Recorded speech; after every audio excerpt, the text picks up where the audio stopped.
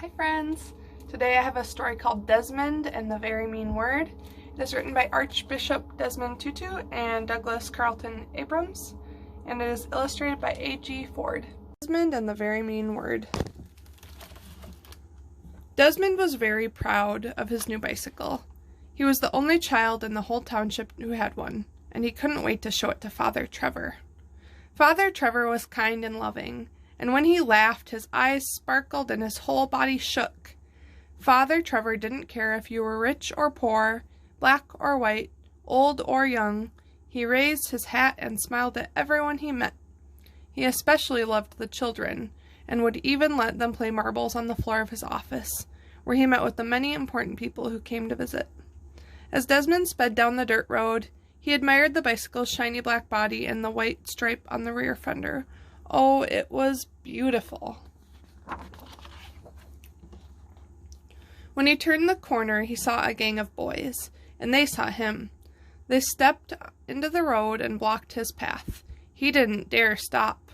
What if they took his bike? Desmond gripped the handlebar and raced toward the boys, dust flying behind him. The boys scattered out of the way, but the tallest, a red-haired boy, spat out a very mean word. The other boys laughed and shouted the mean word again and again. Desmond pedaled away as fast as he could. His heart pounded and his chest ached.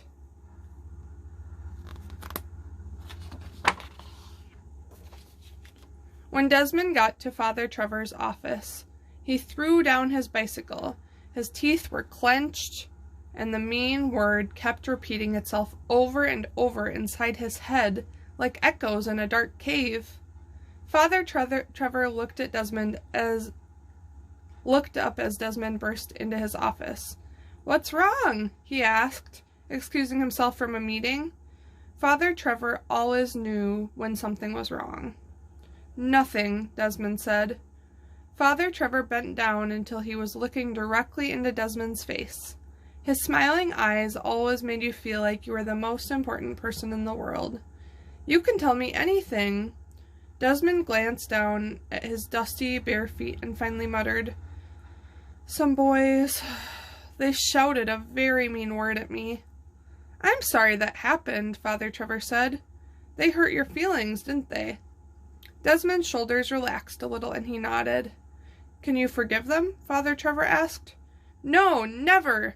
Desmond said, his fists balled at his sides. "I will get them back." Father Trevor sighed. "That is the problem, Desmond. You will get them back, and then they will get you back, and soon our whole world will be filled with nothing but getting back."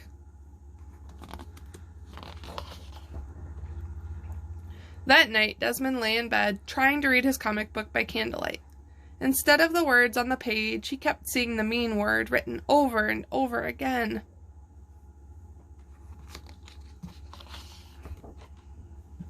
The next day, no matter how fast he pedaled to school, Desmond couldn't leave the mean word behind. All day the mean word followed him around like a shadow in the hot sun. As he rode home that afternoon, he saw the boys again. His hands and face felt hot. Maybe, he thought, if he got even, he would stop thinking about what they had called him. So he raced past the boys and shouted the meanest word he could think of. He could hear the boys running after him. Desmond pedaled hard, his heart pounding. Finally he looked back. The boys had given up the chase. At first Desmond felt proud, but very soon he began to feel something else. It was not a good feeling. The mean word he had said left a bitter taste in his mouth. After school the next day, Desmond went to Father Trevor's. "Are you feeling any better, Desmond?" Father Trevor asked as he sat on the floor shooting marbles with the children. Desmond shook his head from side to side and frowned. "When people say mean words to us, we often feel ashamed of who we are," Father Trevor said. "They can make us feel a little less lovable, but it's not true." Lowering his face close to the floor, Father Trevor lined up a marble in the chalk circle. "Desmond, everything we do matters. If we smile or if we frown, if we say something nice or something mean, Father Trevor flicked the shooter with his thumb and hit the marble out of the circle. When we hurt someone, Father Trevor said as he got up, it hurts us too.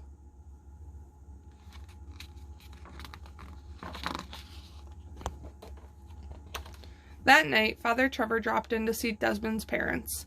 Desmond carried a pot of tea into the living room and then went outside. Usually he would try to listen to what the adults were saying, but tonight he just wanted to be alone. Sitting on the doorstep, Desmond looked up at the starry sky, an empty ache in his chest.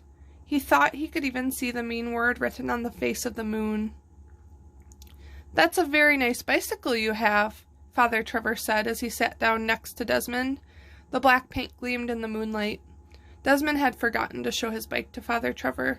It didn't matter now. He just shrugged and turned his back. He didn't want to talk, not even to Father Trevor.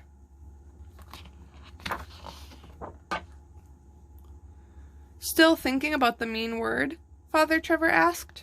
Desmond slowly nodded. "Our hearts are fragile and easily hurt. This is why we were given a way to heal them. It's called forgiveness." "How can I forgive them? They haven't said they're sorry." "You don't need to wait until someone says they're sorry to forgive them. You have the power to forgive whenever you are ready." "I'm not ready," Desmond said.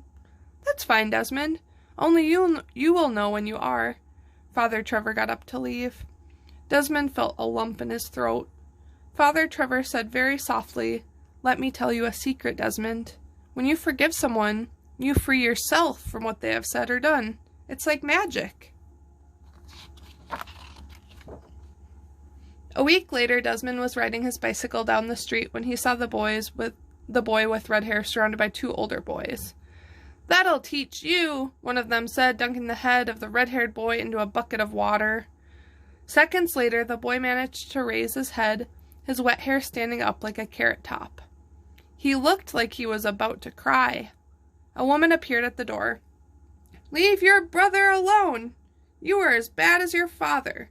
Now get in this house before I—" She didn't finish her sentence before the brothers were inside and the door had slammed shut. To Desmond's surprise, he felt sorry for the red-haired boy.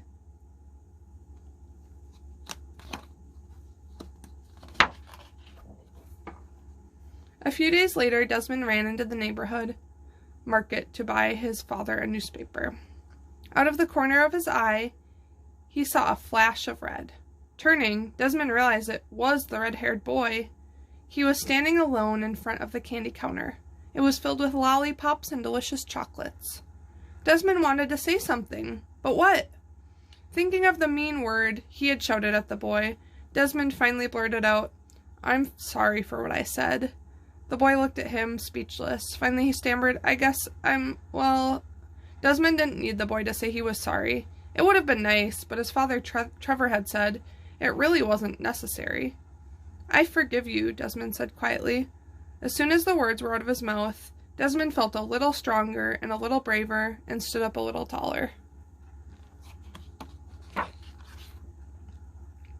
After buying the newspaper, Desmond went outside.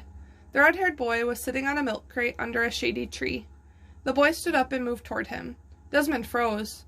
The boy looked around to see if anyone was watching, and then handed Desmond a piece of candy. For just a moment, Desmond looked into the other boy's eyes and smiled. Then he hurried to get back on his bike, first popping the piece of chocolate in his mouth. As the sun set behind the houses, Desmond pedaled home fast. Not out of fear, but out of joy.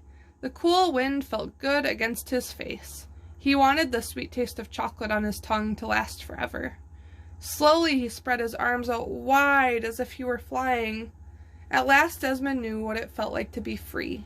It was as if he could embrace the whole world in his outstretched arms. The end.